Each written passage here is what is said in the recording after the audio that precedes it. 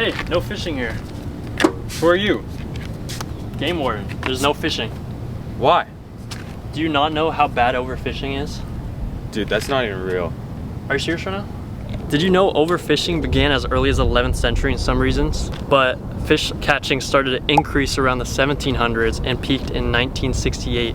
After 1968, people started to see it as a problem due to limited stock, so fisheries had to close for a bit. Fishing first became a thing to be able to capture food. As it progressed in the current time, many people do it for recreational purposes. By the 1980s, many fish populations were exploited faster than they could reproduce. Well, that was the past. There's no way that's real now. Actually, due to so much fishing around the world, the fish stock has declined significantly. This is because of the high demand for fish in many restaurants and grocery stores.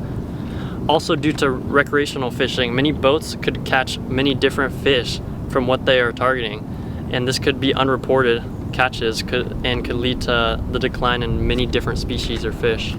So what's so bad about overfishing then? Actually, there's a lot of effects. The short-term effects from overfishing, which leads to decline in fish populations simply because fish are getting caught faster and in greater numbers than they could reproduce. The economy would suffer if there are less fish in the ocean to be able to catch. With the subtraction of different species, this could lead to many fish species that are generally not predators that thrive and could throw off the whole dynamic of the food chain. On the other hand, the long-term effects is that an entire species of fish could potentially collapse. For example, the Atlantic cod collapsed due to overfishing, since many organizations didn't prioritize long-term fishing.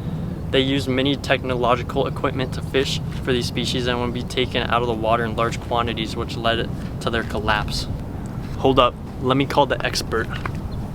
Yo, Caden, come in. I'll take it from here. Organisms like tuna, sharks, salmons, and sardines are some of the most affected by overfishing. This is mainly because of the high demand for these creatures, which makes it the most affected. Some of the other species that are directly affected, however, are not generally in high demand, are dolphins and sea turtles. This is due to the problem of bait catching, where the boats catch different species they aren't intending to catch. Some organisms that are still affected by this problem, however, aren't directly affected, include seabirds and other marine mammals that rely on the fish in the ocean. Also, organisms like coral reefs are affected because it throws off the balance of the ecosystem, because without fish, the fish cannot eat any algae or other organisms that take up space from the coral, which is long-term damages the coral. That sounds concerning. Is there anything I can do to help? Stop! What? It's Kyle. You need to stop fishing.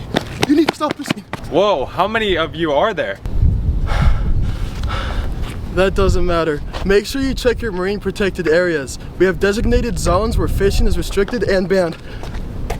We also have catch limits. Make sure you keep track of how many fish you catch in one day. We will check. And if you have more than you're allowed to, you're going to jail. Dunzo. We understand that a lot of people catch their food around here, but a more sustainable way to get your seafood is to buy it from our own fish farming. We have a lot of local fishers that you can go and support. These solutions are really good, but they won't work unless you follow them and help us save the ocean. A lot of damage has already happened, but we can reverse it partially. Fish populations and habitats can recover if overfishing stops, but full ecosystem recovery may take decades. Some species may never recover if pushed to extinction. That's pretty interesting. How can that progress in the future? If current efforts are expanded and properly enforced, fish populations can rebound, marine ecosystems can recover, and sustainable food industries can thrive. If this issue isn't fixed, there could be a global food insecurity, especially for communities relying on fish as their primary protein source. There could also be a collapse of commercial fisheries leading to economical losses. Irreversible loss of marine ecosystems can also be a possibility. There could also be an increase in carbon in the oceans as healthy ecosystems like seagrass and fish stocks help store carbon.